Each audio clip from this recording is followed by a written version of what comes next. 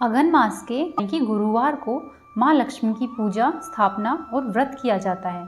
ऐसी मान्यता है कि तुलसी और लक्ष्मी माँ की पूजा पूरे अगन मास या फिर इस माह के गुरुवार को एक साथ करने और अन्न दान करने से माँ लक्ष्मी खुश होती है और इससे स्थायी लक्ष्मी का घर में वास होता है। आइए अब हम माता महालक्ष्मी की व्रत कथा का श्रवण करेंगे। यह कथा भारतवर्ष के सौराष्ट्र देश में द्वापर युग की कहानी है।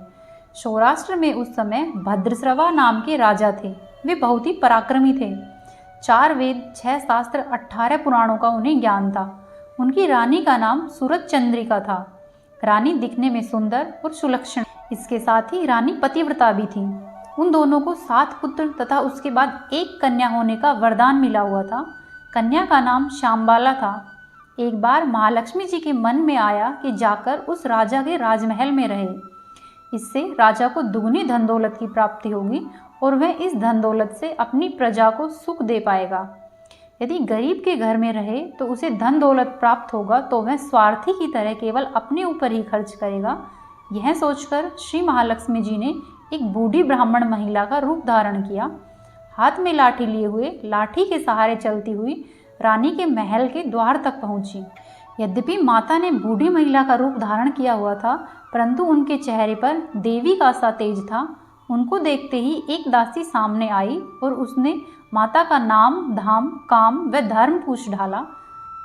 वृद्ध ब्राह्मणी का रूप धरे हुए माता लक्ष्मी कहने लगी कि बालिका, मेरा नाम कमला है, मेरे पति का नाम भुवनेश है, हम द्वारिका में रहते हैं। तुम्हारी रानी पिछले जन्म में एक वेश्या की पत्नी थी। वह वेश्या गरीब था। दरिद्रता के कारण हर रोज घर में झगड़े होते तथा उसका पति रोज उसे मारता था। इन बातों से तंग आकर वह घर छोड़कर चली गई तथा जंगल में खाली पेट भटकने लगी। उसकी इस दुर्दशा पर मुझे दया आई, तब मैंने उसे सुख संपत्ति देने वाली श्री महालक्ष्मी की कथा सुनाई।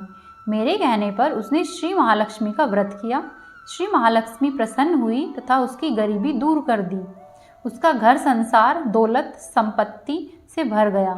बाद में दोनों पति पत्नी परलोक को सिधार गए। लक्ष्मी माँ के व्रत को करने के कारण वह लक्ष्मी रोग में रही। उसने जितने साल महालक्ष्मी का व्रत किया उतने हजारों साल उन्हें सुख भोग मिला। इस जन्म में उसका जन्म राजघराने में हुआ है, परंतु वह श्री महालक्ष्मी का व्रत करना भूल गई है। उसे यह याद दिलाने के लिए मैं यहाँ पर आई हूँ। बुढ़िया माँ की यह बातें सुनकर दासी ने उन्हें प्रणाम किया तथा श्री महालक्ष्मी व्रत को किस तरह से किया जाए इस बारे में पूछा। बुढ़िया माँ का रूप धारण किए हुए श्री महालक्ष्मी माता ने दासी को पूजा करने की विधि तथा महिमा बताई। इसके बाद वह दासी माता को प्रणाम करके रानी को बताने अंदर चली गई। राजमहल में रहते हुए रानी को अपने धन एवं ऐश्वर्य पर बहुत ही घमंड हुआ। संपत्ति तथा अधिकार की वजह से वह उन्मत्त हो गई।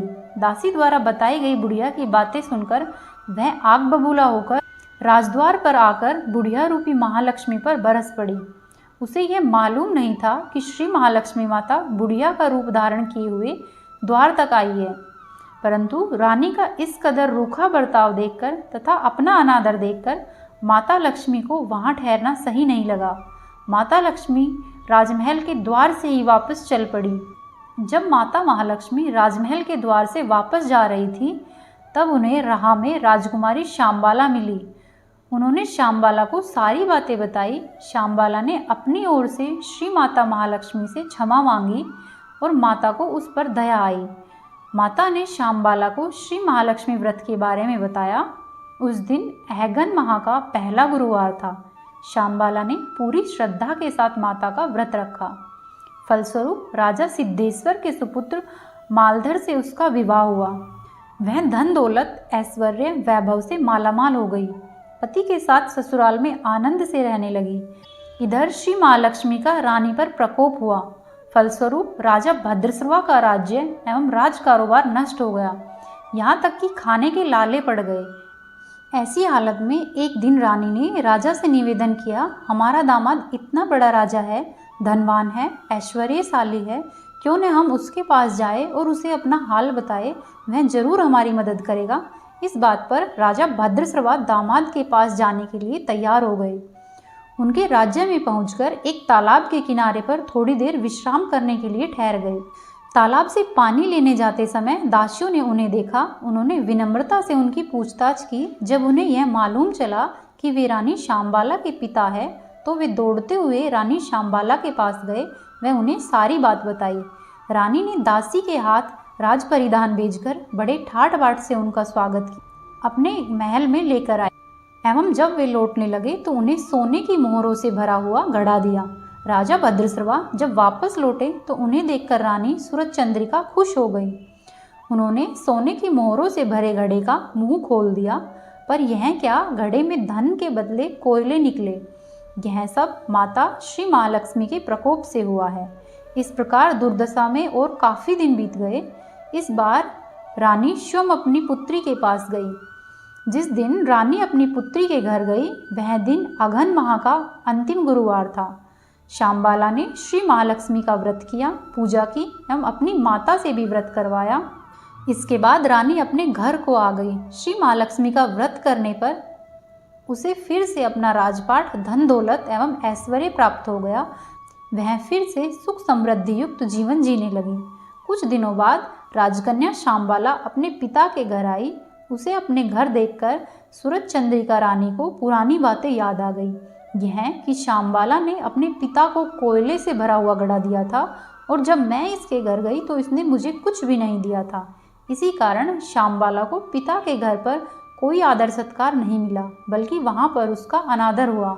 इस बात का उसने बुरा नहीं माना। वह अपने घर लौटते समय उसने पिता के घर से थोड़ा सा नमक ले लिया। अपने घर लौटने पर उसके पति ने पूछा कि अपने मायके से क्या लाई हो। इस पर शांबाला ने जवाब दिया कि वहाँ का सार लाई हूँ। पति ने पूछा कि इसका क्या मतलब हुआ। शांबाला ने कहा, थोड़ा धीरज रखो, सब मालूम हो जाएगा। उस दिन शांबाला ने सारा भोजन नमक डाले बिना ही बनाया और परोसा। पति ने खाना चखा, सारा खाना बिना नमक का था, इसलिए उसे स्वाद नहीं आया।